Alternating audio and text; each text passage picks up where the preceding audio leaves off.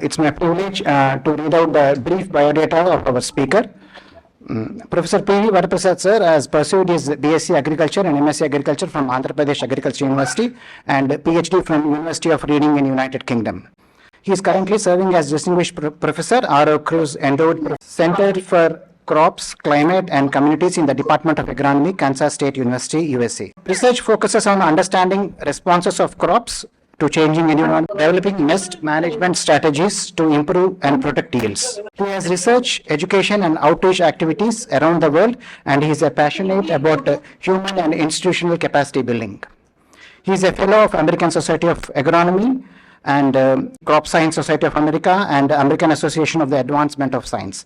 He is the former member of International Commission of Sustainable Agriculture Intensification and former president of Crop Science Society of America. And as earlier told by our Honorable Vice Chancellor, has published over 540 pre-reviewed publications, among which 480 journal articles and 60 book chapters, and has also edited 6 books. And his research has been cited more than 38,500 times with H index of 101 and I-10 index of 350. And this is a very great accomplishment, sir. He has listed in the top 1% of highly cited and influential scholars around the world. And he also received extramural funding of more than $200 million. He graduated 30 students as major advisor and 70 students as a committee member, and also trained more than 200 visiting scholars from over 15 countries across the world. For his research, education, outreach, service, and leadership activities, he has received more than 60 competitive awards and recognitions from multiple organizations around the world. We are much pleased to have you, sir. So, from your rich experiences that would ignite our minds and of all our faculty and students. Over to you, sir. Thank you.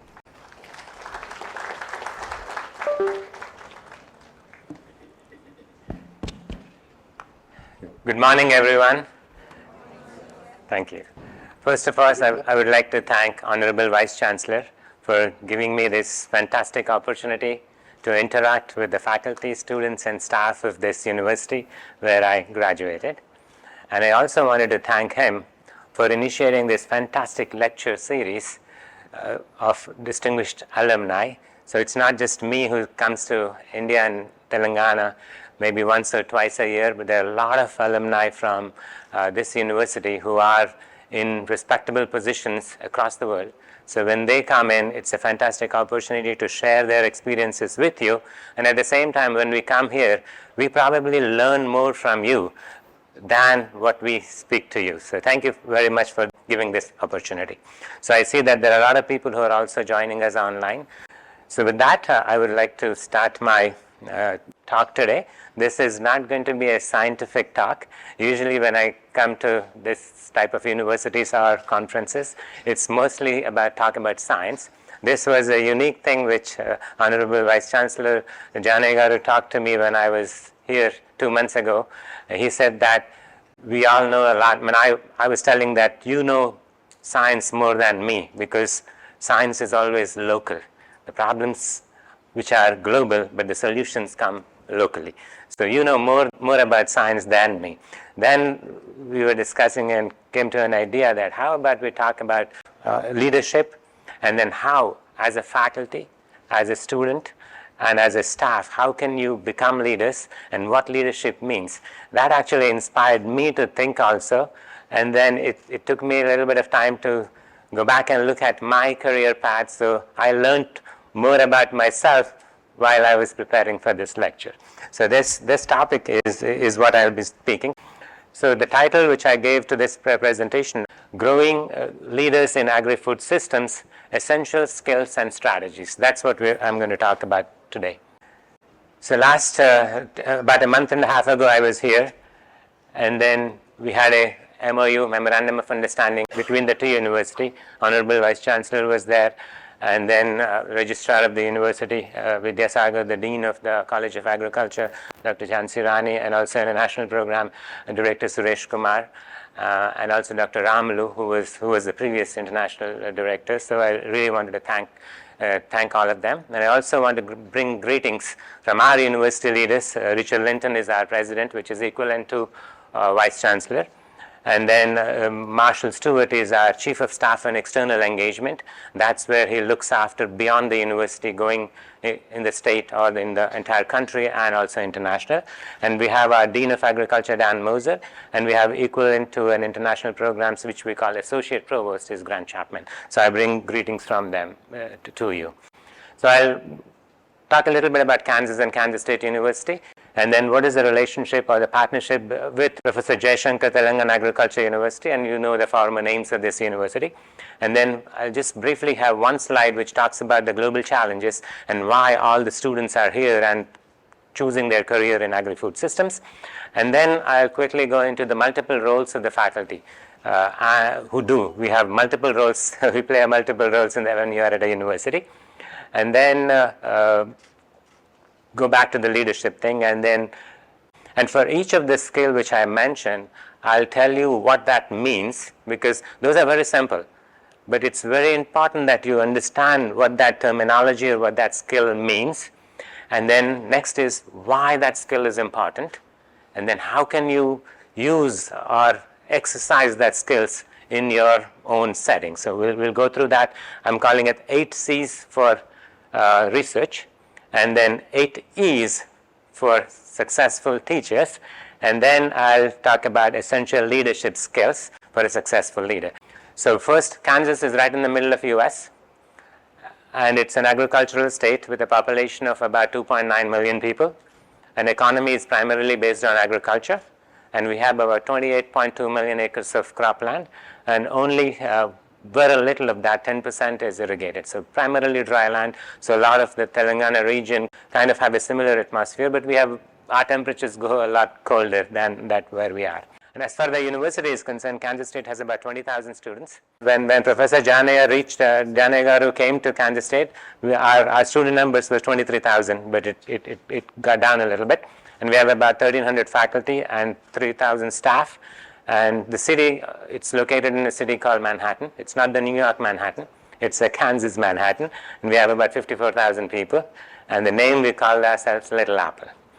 And then it's ranked number 1 in the wheat production. About 25% of the total US wheat comes from Kansas.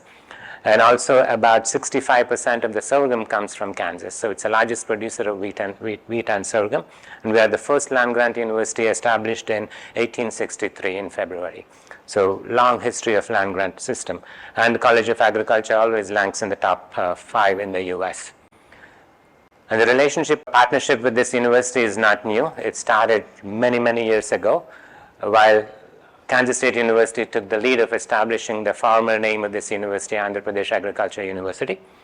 And the faculty from Kansas State spent about 15 to 16 years in Hyderabad, or I don't know whether it was what was Princely State at that time, but I think they spent here. And then also the first batch of PhD students were actually trained in Kansas State as well. So it's about 60 years of partnership, and then we have 170 years of history. 2 months ago, our MOU was renewed under the chairmanship of Honorable Vice Chancellor Janagaru. And then we identified 3 areas for collaboration and partnership. First one is short faculty exchange, and then support for undergraduate and graduate students. And then the third one is on research and publication. So we're in the process of implementing that. Registrar Sir is here and Vice Chancellor are here. We'll make sure that something is happening in that. So now let me talk a little bit about food security, global issues. We have many issues of which I called as wicked problems. Number 1 is food insecurity. We have about 1 million people not having access to food. Number 2 is nutrition. 3 billion people are malnourished or undernourished. And we have climate issues. Earth has warmed up by 1.5 degrees Celsius, and it is expected to warm up by end of this century another 2.5 degrees Celsius if we continue business as usual. If you take adaptation and mitigation strategies, we might be able to cut down that warming. We have serious issues with water. We have significant drought events, and also when the rain comes, it comes in pouring. There's too much rain at that point of time. We have serious issue with soil degradation. We have soil insecurity issues. Energy demands are increasing. We need to look for alternate sources of energy. And we have environmental issues because of loss of biodiversity. And of course, we do have issues with equity and equality. Those needs to be addressed. So now let me go into the details about what we do as a faculty or as a scholar. So we typically do research, we do teaching, we do outreach, which is extension, and then we do service. Every one of you have done some type of service for the benefit of the people of the communities, and we also do administration, which is the leadership or the leaders of this, university officers and others. So we all do this type of things. So I really would like to start this lecture by this one. Leadership. I really was inspired by these two quotes. Leadership is an action, not a position. I repeat it again. Leadership is an action, not a position. And number two is that be a servant while leading. That's from Swami Vivekananda. So that's those two really drive my way of thinking about leadership. So you don't have to have a position to be able to be a leader. Then you lead as if you are a servant of that institution or that organization. So that really drove my thinking. So now let's now start with 8 C's of researchers. So what type of skills and what type of traits you should have if you want to be a successful researcher. These 8 C's are curiosity, critical, creative, collaborative, have the ability to connect, and have the ability to communicate, and have the ability to complete the task, and then also complement at the end of that task, whatever it might be. So these are the things which I really used in my career, and I see them as an important items. So these are the eight skills which I'm going to talk to you. So, and I was trying to say that I'm talking to you with experience. So these are my experiences and indicators, as Honorable Vice Chancellor previously mentioned, that for anything to be successful, you need indicators and metrics. So these are my metrics. I have the academic ranks of professor, distinguished professor, and endowed professor, and publication record. These are some of my recognitions. So I'm talking with experience. I'm not just here to say to you what it should be. So number one is curiosity. So in each of these slides, at the bottom of that is what it means and why you should have that skill, and then how can you demonstrate that skill in a setting. I just gave one example. There's multiple examples of this, but because we have a limited time, so I just gave one example. So curiosity is a strong desire to know, learn, explore, and discover something new. Why is that important? Because it is a foundation of research, learning, invention, and discoveries. Without curiosity, that will not happen. And how can you demonstrate that is by asking critical questions, searching for new knowledge, and exploring different perspectives. So that's how I'm going to be going through this 8 C's and 8 E's and then the leadership thing, so that it makes simple. If you're not able to understand or follow me, just read that bottom statement.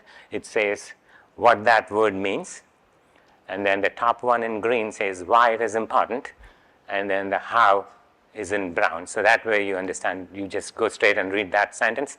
It should not take you more than 10 or 15 seconds so that you understand. Critical. Critical means systematically examining, analyzing, evaluating, and judging something. That's what critical means. And critical analysis of literature helps you to identify gaps and needs. Without that, it will be very difficult to do research. And how can you do that? You can evaluate, validate, and understand the relevance and consider different perspectives before forming your own conclusions. That's how you can demonstrate that skill. Creative. All scientists or all researchers have to be very creative.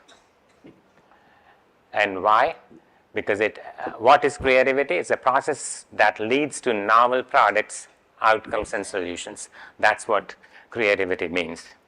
And why it is important? Because it enables each one of you to think out of the box.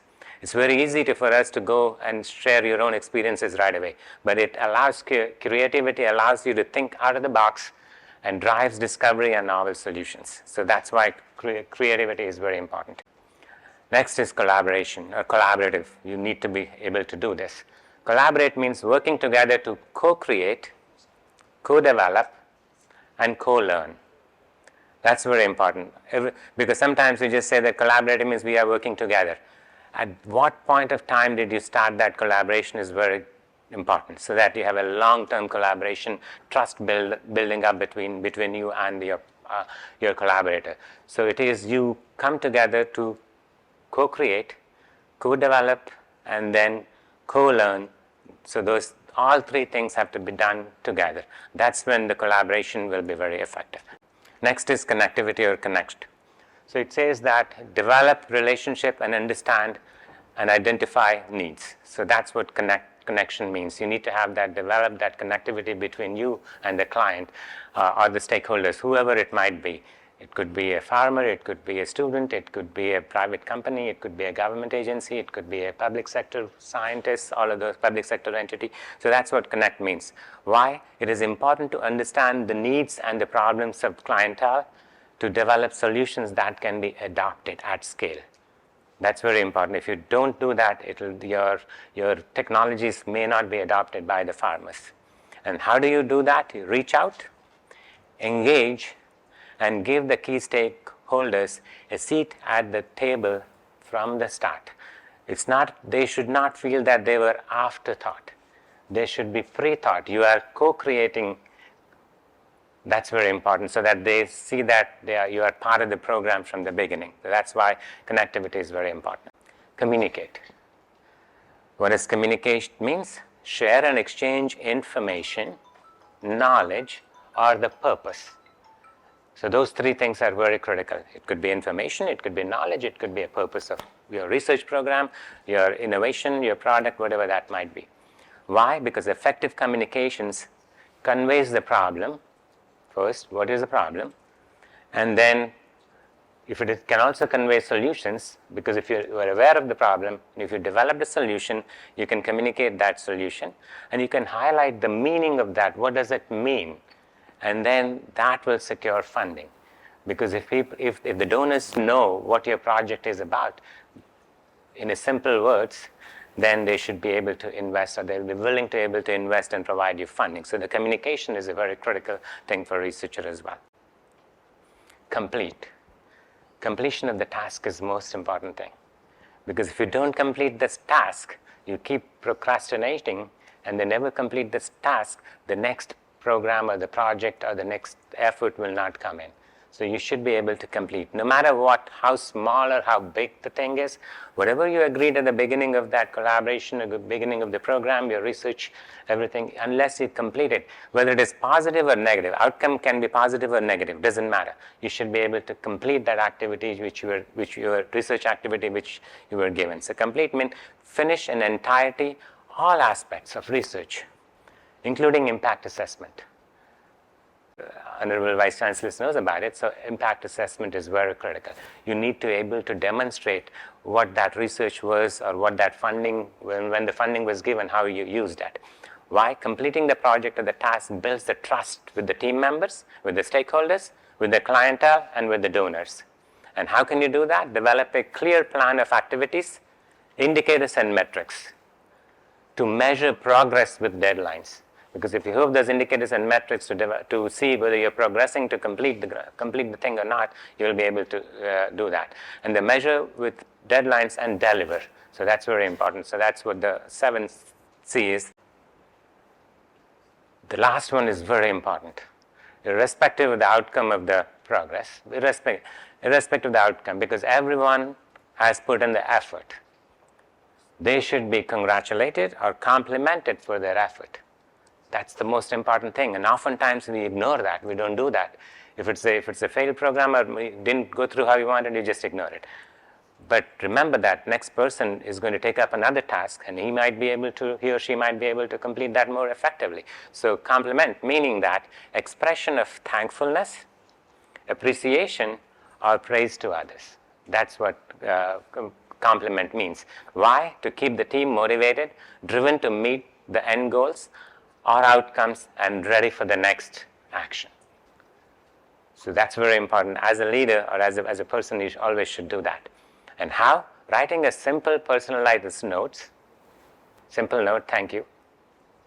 That's enough. Personalized notes, because you can send a WhatsApp, and WhatsApp is kind of personalized nowadays, so it's okay. And then acknowledging and recognizing contributions in public. That word is very important. You can be complimented in person when in a closed door between two people, and when you go out, you don't compliment, or you speak differently. So that's why I say that in public and giving credit. When you're talking about the outcome, say that, hey, these people are the ones who actually helped me with the program or participated in that. So that's how you can do it. So now I've done that, demonstrated what those are, and then I use those 8 principles. Not from the start, because at the beginning I did know. After a couple of failures, I recognized that how can I develop myself? And I went through the leadership training programs and then acquired some of those skills. I know I'm not perfect. I still have a lot to learn, but it's a lifelong learning. When we are doing something, that's why we call it's a lifelong learning. Learning never ends. It's a lifelong thing. So publications, so these are the metrics and indicators for a successful researcher. And I really mean it, because you have to have some indicators and metrics, otherwise you'll miss the big picture and there's no motivation. So these are the 4 typical indicators and the metrics underneath that for a successful researcher. Number 1 is publications, whether it's a journal article, book chapters, books, conference paper, the abstract, in that order. Peer-reviewed journal articles get more recognition. And then, as mentioned before, citations. It could be the total citations. And then it could be citation per year, because you are progressing through your career, then the citations per year will increase, and the total citations will also increase. And then H-index, which you all know, I'm sure if you're doing research, you know that. And H-index, and the D-index is a new one that allows you to combine both of those citations and the H-index. And then grant funding, how many dollars or how many rupees you brought in terms of funding, total funds. And then how many you applied. That's an effort, and how many actually were successful. Sometimes you're not successful, but at least effort is good enough. If your leaders compliment you and congratulate you and keep the team and then support you, that could be a successful program next time. And then sources, where are you getting those funds from? Whether all from the state government or all from the central government or from the private industry or the NGOs and the philanthropy, because you have to diversify your source of funding. So those are my metrics. And the next one is intellectual property, because when you're doing the research, it's for a purpose. Sometimes it's a basic research, sometimes it's an applied research, but you can get an intellectual property right. And then it could be regional IP or an international IP, and it could lead to the creation of startup industries or entrepreneurships, and it could create licenses for that product, and then you can also secure more funding.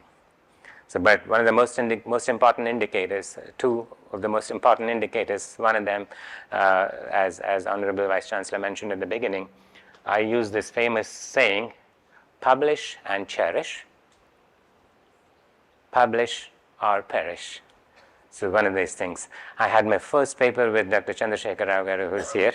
There was a conference in Krida, and of course I was not working in weed science, but he asked us to say, hey, can you quantify how much weeds cause loss in the crops, multiply that with the productivity and the amount of the price, and then you can demonstrate that this is a potential loss in terms of money which farmers are losing or which the government is losing. So that can create. So that was my first paper. Thank you for inspiring me at that particular time. So publishing is very important. I cannot oversay the importance of publication. And sometimes a lot of you are critical or don't attempt to publish, and if you try and submit one paper and if it is rejected, you don't go there again. Believe me, I have got 10, 15, 11 is my maximum rejection for a single paper. And then eventually it was published, and it's probably one of the highly cited paper now. So what happened in this, every time there's a rejection, I saw that not as a failure, I saw that as an opportunity to improve the paper, because it's been reviewed by 3 or 4, critically reviewed. So if I can address that, it'll be a better paper next time. So I had the luxury of maybe 15 or 16 people reading that paper to make it perfect so that once it is published, it is well cited. So always take that positive approach. So hopefully that gave you some indication. I know it's simple, but oftentimes it's simple things are the things which make the biggest impact. We always think about complex things, but simple things make the biggest impact. So now, many of you also do teaching. So here are my 8 E's for a successful teacher: educated, effective, energetic, engaging, empathetic, express, encourage, and empower. These are the 8 E's. We will go in detail about each thing as we did it for research. So this is my teaching experience. Again, I'm speaking with this experience, not just picking up some words and trying to convince you that these are important. I have been in the academic ranks of those, and I've taught many courses, 2 or 3 courses every year over the last, say, six years, crop physiology and advanced crop ecology for 6 years. And then I'm advisor for 30 students, committee of 70, and more than 200 research scholars. And the most important one is every time I teach, my students evaluate me. And my salary raise, if we do get it, it's dependent upon the student evaluations. If they don't give me good evaluations, I can say goodbye to my 1% raise every year, which we get, if the state approves. So teaching evaluations are very important.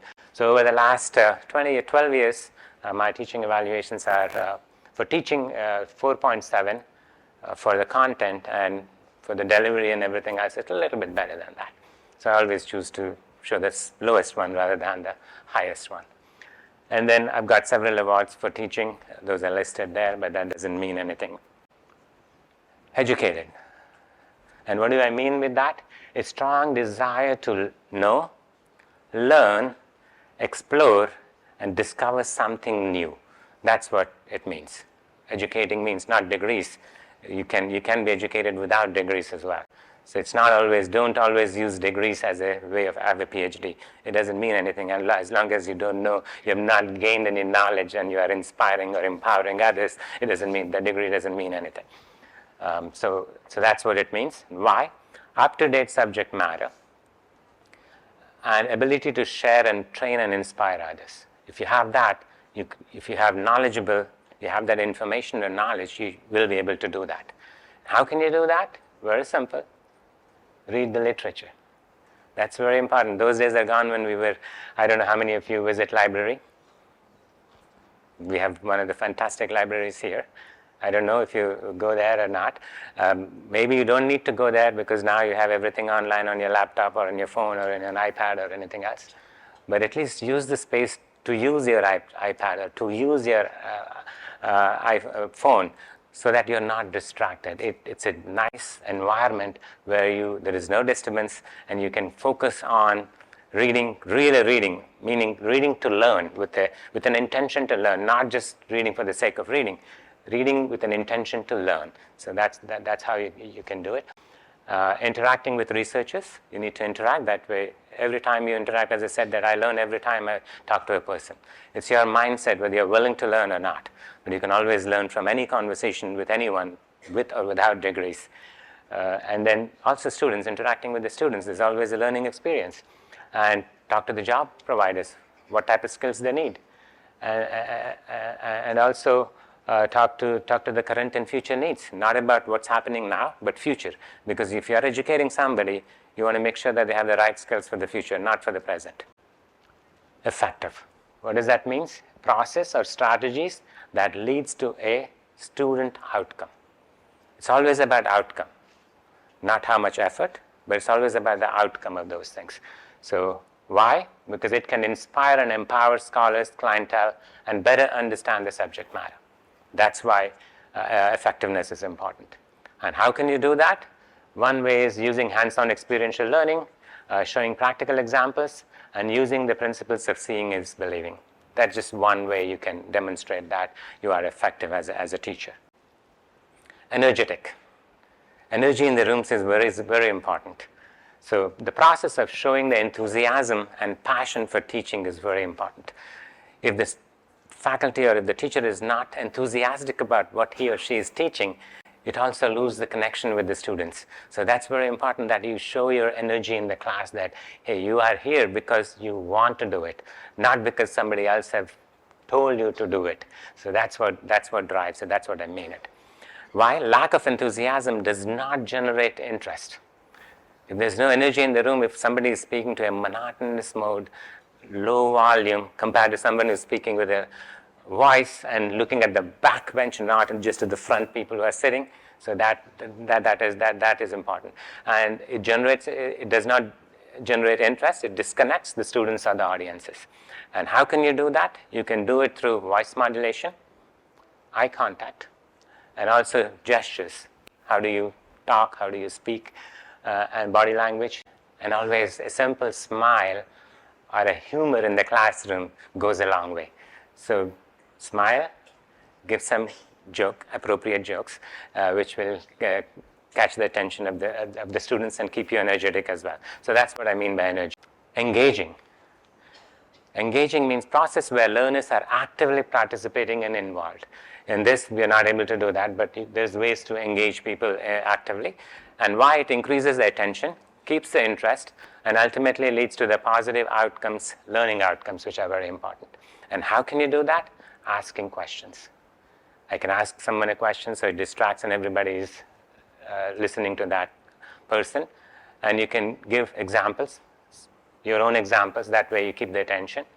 And then sharing your experiences and discussing practical implications of anything which you are doing. So that's how you keep engaging the people. The next one.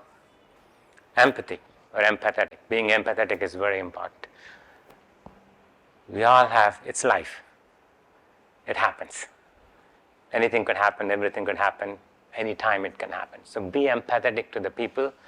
Be empathetic to the people whom with you are working, directly or indirectly. So empathy means to understand, to support, and create inclusive learning environment. That's very important. Why?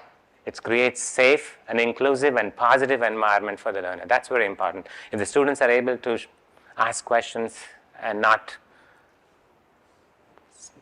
being back and not be able to ask that question, there's not anything called as wrong question. Every question is the right question from their perspective. So providing that environment that students can ask questions is very important.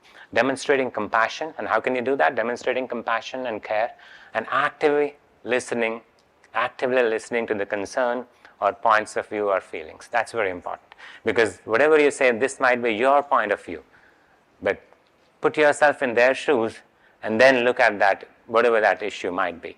And therefore, being empathy is one of the very good character of a student. Express. Freely, students and teachers, both of them should be able to express their thoughts and feelings in the class. I'm talking about subject matter, not personal feelings, just real subject matter feeling. Freely share thoughts, point of view, and diverse opinion. And why? Unbiased expression of opinions, thoughts, and feelings shows your concern and passion for the subject and the success of the students. That's very important. And how can you do that? Sharing your feelings about a subject matter. I mean, there's a lot of things which is right now going about GMO, non-GMO. It's a very, very important topic. Some people have their own opinion, and there's a concrete opinions both sides. GMOs are good, GMOs are bad, GMOs can do this, GMOs can do that. So it's a way to understand. And then the next one is natural farming. There's a lot of debate which is going on, use of chemicals and all those things. So there's a lot of things. So it's providing that expression of telling people what you really think, and then engaging them to look at the benefits and the losses. So that's very important. And then sharing your feelings, thoughts, concern, without harming and disrespecting others. That's very important. Encourage. That's very important, because you need to encourage people. I mean, we all make mistakes. We all go through pass and fail systems. Most of the time we fail, but as long as we learn from that failure and then be better next time, that's always important. So create environment and motivation, believe in their ability and the purpose. It's a belief in their ability. Sometimes it's maybe your own believing in yourself is the most important thing. Before others can believe in you, you have to believe yourself. So that's what it means. And then why? It motivates individuals, teams, and facilitate hard work, defined purpose, and positive learning. So if you're not encouraged and always discouraged, you get disappointed, you go through depression, and all those cycles will go through. So always as a teachers, we need to be putting ourselves, finding the cause of the failure is more important than telling them why they failed. If anybody comes to me with a problem, that's not an issue. State the problem and tell me how can we solve it together. That's what we need to be thinking. Identify, and then what can we do to respond to that? Being cheerful, recognizing participation and action in public, and removing the barriers for learning is one of the most important things which we can do. Empower. Teaching is all about empowerment. And what does empower means? Provide opportunity with decision making, open communication, and access to resources. Meaning that teachers should be able to provide that opportunities for the students in the classroom. Why? Because it builds self-confidence, it improves emotional intelligence, and improves your leadership qualities. How can you do that? Asking scholars to take the lead. Sometimes you think that, hey, students, they may not know much, but they probably can come up with a better solution than you can, because they may be knowing something which you don't know. So asking the scholars to take the lead, develop and evaluate activities, providing access to resources, that's what we can do as a student. Those are my 8 E's for being an effective teachers. And these are the 4 indicators or metrics which you yourself can evaluate and ask others people to evaluate. Number 1 is how many courses or lectures. Some people may not have 100% teaching appointments, so they say, well, I'm not teaching, but you can give lectures as well. So number of UG courses, number of PG courses, guest lectures, certification, workshops. So those are one of the indicators. And of course, as I said, the most important one is teaching evaluations, effectiveness of the teaching, and how fair you were in the class. Sorry, I repeated the fairness twice. And then the grades, student grades show. Sometimes grades may not be the better indicator, but learning, whether they learned in the class or not, is important. And then learning outcomes is more important. How much knowledge did they gain? What type of skills they got? And then did they get job opportunities? And more importantly, inspire. If the students are inspired, irrespective of their grades, next time they're going to do better. So and then academic advance. And then recruitment, how many students were the teacher able to recruit in the class? UG students, PG students, and how much funds they got to their teaching program is also one of the indicators and metrics. So next is 10 key skills or traits for a successful leader. And I defined it as a committed to leadership with a character. That's what my statement is. And I use leadership, individual words, as a scramble to figure this out. Alpha listener, listening skills. E for emotional intelligence. A for accountability. D for decision making. E for empathy. R for resilient. S for strategy. H for honesty. I for integrity. And P for patience. So that's my leadership. And with commitment, and that builds your character. So that's what I think it's 10, I don't know. Count it. So those are my 10 traits for leadership skills. Now let's go individually as we did before. Next one. And I'm not speaking again to you. I'm speaking with experience. I've been a director of Center for Sorghum Improvement at Kansas State University for many years. I've been the director of Sustainable Intensification Innovation Lab for 10. And I've been also elected as a leader as a president of Crop Science Society of America. Currently, I'm president-elect, and November onwards, I'll be the president for the Council for Agriculture, Science and Technology, which plays a significant role in policy briefs to the government of US and any other people. And I've been the member of Commission on Sustainable Ag Intensification.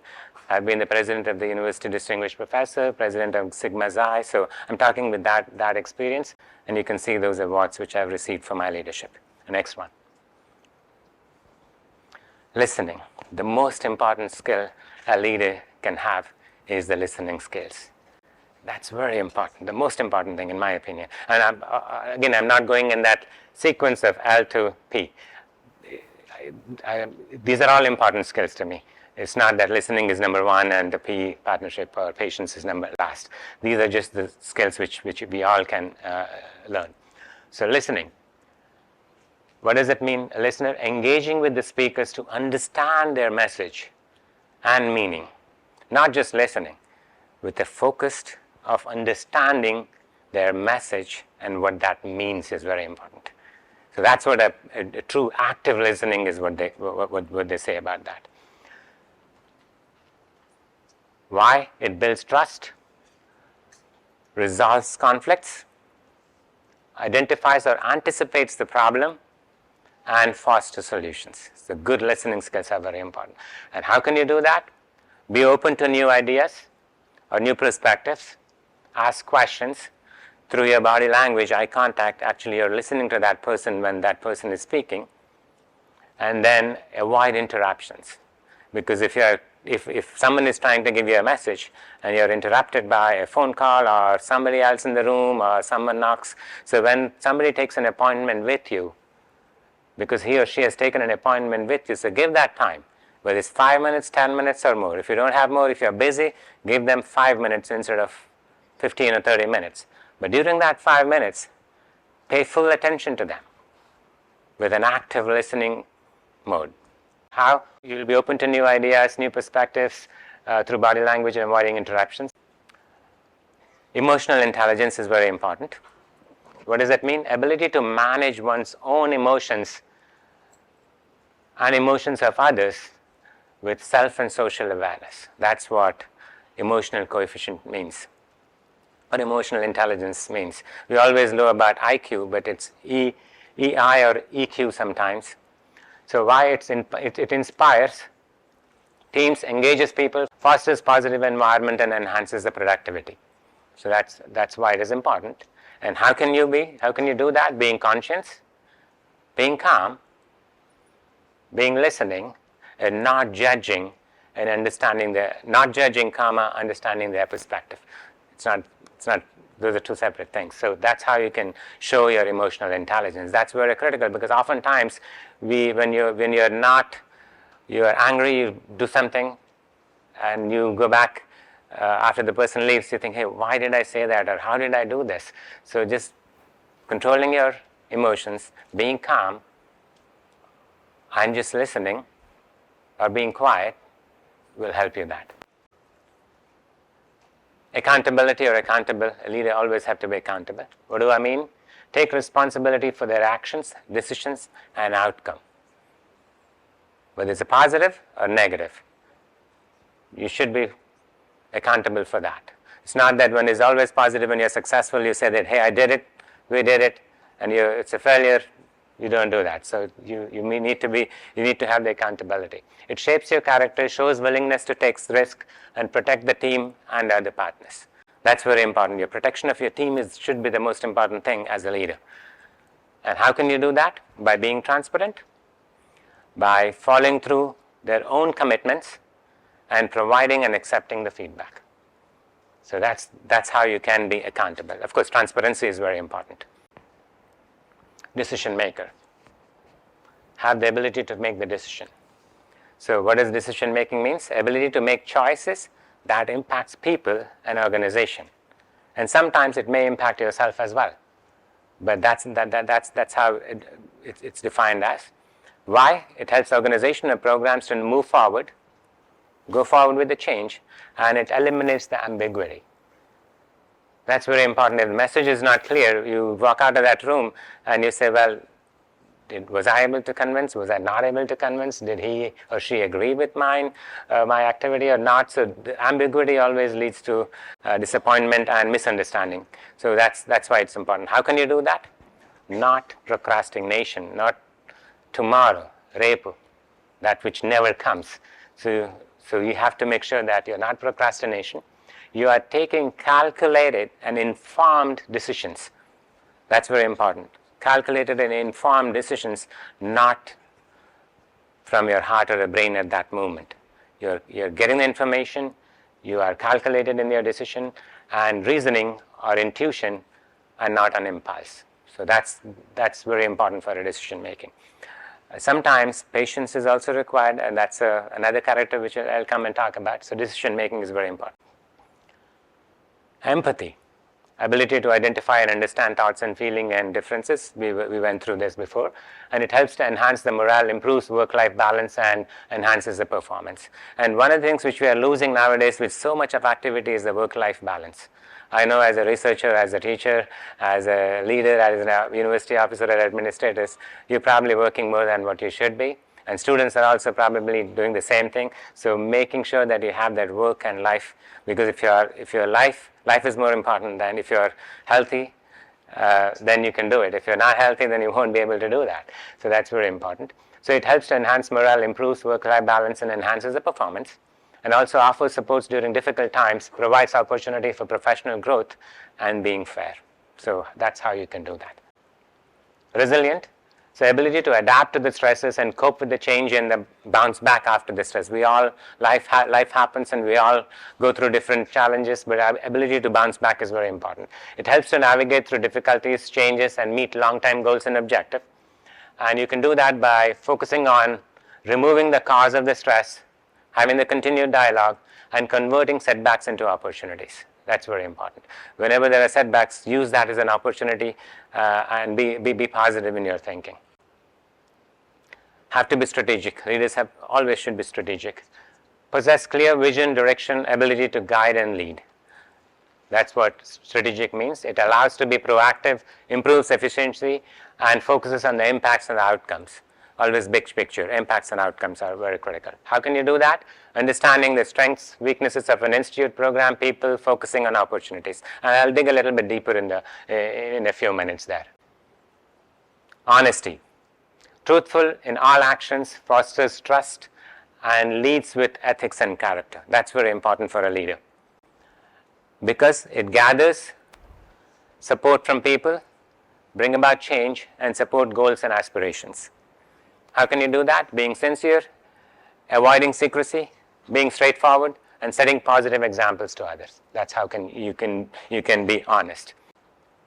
Integrity. It demonstrates the moral and ethical behavior and acts with responsibility, or action with responsibility. That's what integrity means. It promotes ethical and moral behavior, establishes trust, and builds your character. How can you do that? By maintaining discipline, courageously supporting the truth, following principles and rules, and leading by example. Those are some of the ways you can do it. Patience. This is most important, or one of the most important ones. Ability to keep calm when faced with delays or challenges. Why? It helps to make an informed and thoughtful decision making, avoids frustrations, and manages the crisis. Sometimes being quiet or calm is the most important or the best thing you can do. Avoid that situation. But you should not procrastinate and do that continuously as well.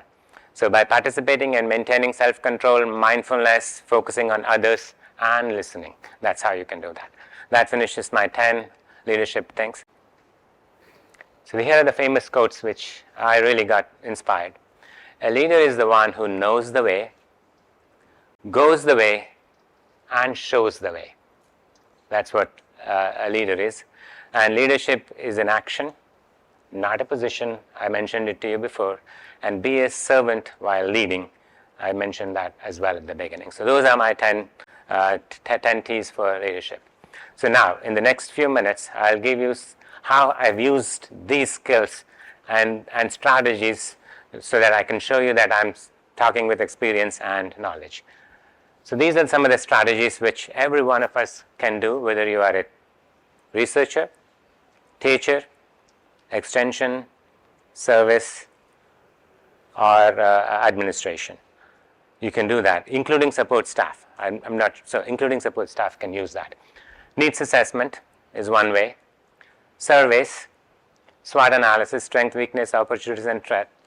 Summits and focus groups, and then roundtable or workshops. So those are some of the 5 key strategies, and I've used them I'll give you 5 examples of how I've used this in my own program. Either it was a development of a project or a proposal, or a publication or a paper, or whether it is creation of a consortium where we bring in skills from multiple disciplines, or establishing institutes or centers, or country programs, or developing policy briefs or white papers. So this is the experience which I have had. I've led the Sustainable Intensification Innovation Lab at Kansas State University. It was one of the largest grant Kansas State University ever received. So if you're thinking about numbers, how does that translate $75 million? We're talking probably close to 650 crores. That's a research project. So one single project by a team of people from Kansas State and elsewhere.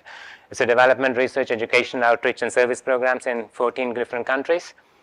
With a global, multi-country, and regional partnership. If you want to know details and those countries, those are at my website. So this is the portfolio which I had. So I had developed the research programs, individual research programs in those 14 countries. We have created a mechanization consortium. You know why mechanization is very important for farming. So we have a consortium on mechanization. We have a consortium on digital tools and farming systems.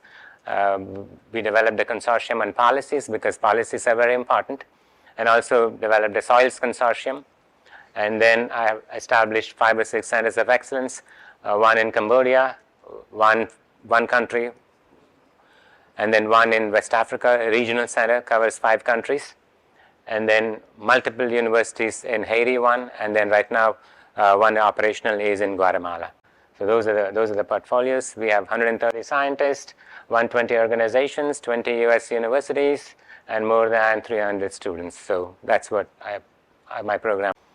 And it's a transdisciplinary program. We have all those grand challenges I mentioned at the beginning: food security, nutrition security, climate security, water security, soil security, environmental security, and inequities. So those are all wicked problems, complex problems, cannot be solved by one single discipline. We need a convergence of science, both social and biophysical sciences, to solve these grand wicked challenges. So social sciences, you know, we are all biophysical sciences. Biophysical sciences are important: crop, soils, agronomy, environment, horticulture, that list is there.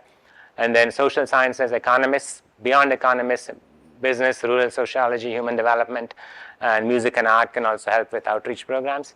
Engineering, of course, agriculture and biological engineering, and then mathematical and modeling, crop, soil, water, predictive modeling, statistics, and data analytics. So I have representation in my team from all of these multidisciplinary, or we are calling it convergence of science, to address these global securities. Next one. So now, any of these things which I'm going to talk about in the next 5 or 10 minutes about those 5 strategies, I always had a representation from these groups: researchers, educators, outreach, we all know that, and then practitioners, that's farmers or your clientele, and users of your whatever you're working on, entrepreneurs who can convert this idea into entrepreneurship, and then policymakers so that they can create policies and implement policies, donors so that you can get more funding, government agencies, non-government agencies, and private sector. There has to be a representative. It doesn't matter whether you are teaching, whether you are research, whether you are outreach. They are the people who are going to influence it from the beginning to the end. They will be the decision makers at some point of time in that value chain. So you make sure that there is representation from those organizations. So that's a minimum of 10 people. That's how I've used it. And these are the generic steps in all those 5 strategies which I'm talking about. Number 4 is separates out, but start with always clearly defining goals and objective, irrespective of what you're working on. And then identify individuals and organizations. Take stock of the current knowledge and the gaps. 4th one is identify the process and the method of collecting that data. And that could be needs assessment, online survey tools, SWOT analysis, summit, and roundtables. That's where differences happen. And then after you do that, analyze and visualize the data and statistical analysis. Prioritize, plan, and identify activities. Share the results and identify the next steps. So your 1 to 3 and 5 to 7 is common for all of these 5 strategies. And number 4 varies with what type of things which you're doing. So needs assessment, what does it mean? It refers to the gap or the discrepancy between the present, what it is, and the desired state, what it should be. It is neither the present or not the future. Right? So it just refers the gap between the present and the future. That's what the needs assessment is. It leads to action that can improve programs, organizations, services, or outcomes. And then it also helps to set priorities, actions, resources to fill the gaps, and typically conducted in person or group settings. So that's what needs assessment is typically done. Each one of them will take an hour to explain to you, but I'm just giving you a brief idea about what it is and I'm moving on. Second is surveys. So it refers to the process of collecting information from sample of individuals through questions and responses. It provides data on their knowledge, opinion, behavior, or information on a particular topic of interest, because you usually can do the surveys online. You can do it by phone, you can do it by mail, you can do it by in-person interviews, but this is just an information gathering process, collecting information, not digging much deeper into that. That's what surveys do. Next. SWOT analysis. So meaning analyzing your strengths, weaknesses, opportunities, and threats of a team or a program or of an organization. And it helps to understand ourselves, because as an institution, what are our strengths, what are our weaknesses, what are our opportunities, and what are the threats. That allows us to bring in what type of people. And then it helps you understand ourselves, develop plans and strategies for success. It's generally done in person through active participation, discussion, and collective action, because everyone in that room representing those 10 organizations needs to be able to identify those or able to take action on those. Next one. Summit or focus group. This refers to facilitated discussion with a small target group of scholars or thought leaders on a specific topic. This is more focused on the leaders and the thought leaders. Sometimes leaders doesn't mean that university officers. Thought leaders, meaning scientists or teachers or extension people or practitioners who are best known for that subject matter. It provides more in-depth, open-ended discussion, interaction, collective group setting. Because in surveys, the discussion is not open-ended. It's yes or no, or one-line answers, or the multiple choices. So that's what you do the surveys. But here it's more in-depth discussion. It's done in person, stimulates new thoughts, and provides more qualitative information, not quantitative. Surveys provide you more of a quantitative information. At the end, you can say this many % of people said this, and the others said this, or agreed with your statement and did not agree with that statement. But this provides a little bit more in-depth. Okay, so workshops and roundtable. This refers to single and short program designed to introduce new skills, ideas, or techniques to a target group. That's what the workshop and the roundtable means. It provides more personal attention, opportunities to speak, be heard, and learn from each other. And it's done in person, is more informational, participatory in nature, and provides you learning opportunities. So those are the 5 steps, 5 different methodologies. So now, I've used those methodologies and the strategies. I mentioned you that I developed programs in 14 different countries, and always documenting so that others can use it, or others do not make the same mistakes is very important. So failure is not an issue, but making sure that others do not fail following your path is very important. So that's why the importance of publication. So we have published this and I've used that climate change, but it really climate smart agriculture, sustainable intensification. So that if you want to learn more, you can go to that paper and then look into details how we have used it, SWOT analysis, summits, workshops, and surveys in those in that program. Next one. Second example is, as I mentioned, I created consortiums of mechanization, digital agriculture, digital tools, policy, soils, and farming systems. Those are my consortiums. And one of the examples is Soils Consortium, which was established to serve Africa, especially in Africa, and that's also published approaches to improve soil fertility in sub-Saharan Africa. Now it's a global continental program where African Union is now taking the lead to, and they have the Soils Initiative for Africa. That led to this creation, not ours, but collective action from others as well. So that's just one example of creating the consortium. And I developed centers of excellence in 4 or 5 countries. Here are my consortiums. The first one was Center of Excellence on Sustainable Ag Intensification in Cambodia, 1 country, 1 organization. Second one was iReach, Innovation, Research, Extension, and Advisory Coordination Hub. That served 5 countries in West Africa. Senegal, Burkina, Niger, Mali, and Ghana, and now it's being extended to other countries in West Africa as well. And the third one was Center of Excellence for Mitigation and Resilience to Climate Change in Haiti. We call it CMARCH, on scaling agriculture technology coordination. That's in Guatemala. So I've used the same 5 different methodologies and approaches, and with those 10 groups of individuals in those things. And then we developed the country programs using the SWOT analysis. So you see that our SWOT analysis, when we did this for climate smart agriculture and sustainable intensification assessment and priorities for Rwanda, for the government of Rwanda, or people of Rwanda. So, and that's also published. It's a report. It's a non-peer reviewed. Eventually, I use some of this portion into the previous publication so that they still know that. And the final one is the policy briefs, where we have, as a part of the International Commission on Sustainable Ag Intensification, I've led 2 of those programs. There were 8 policy briefs and reports. I was a chair or co-chair for 2 of them, and those are also published as a papers. And then collectively, all the policy briefs are also published, and I was one of the co-editors for that book. So now I'm going to conclude. I know my 1 hour, 5 minutes, I think that's what the time said. So hopefully I'm able to convince you that agri-food systems are complex and have many wicked problems: food, nutrition, climate, water, soil, environment, and also inequities. Solutions require systems approaches, out-of-the-box thinking, and convergence of biophysical, social sciences, engineering, and data scientists. And there are many key indicators and metrics. So researchers, teachers, extension scholars need to develop and use specific skills that impact. And I've given you 8 for the teaching and 8 for the research and the 10 for the leadership. Research and metrics and indicators are very important to measure success or impacts. Research, main indicators, publications, citations, outcomes, intellectual property, and grant dollars. For teaching, it's teaching evaluation, learning outcomes, student success, and recruitment. For outreach, it's improved skills, knowledge, adoption, and empowerment. And the leaders should be committed to leadership with character.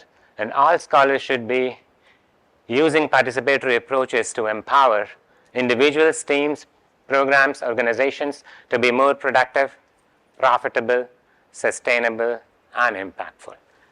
And finally, these skills can be learned through focused effort and training. And we need youth and emerging scholars to become leaders to solve problems in agri-food systems. So it's a good thing that you're all here, and irrespective whether you're a student, professor, administrator, extension, outreach service, or anything, you can certainly use some of these skills. Those skills which are mentioned for research are not limited to that. They can also be used for teaching and outreach and others as well. As an alumni, because this is an alumni lecture, so I thought that I really would like to thank my teachers and my advisors.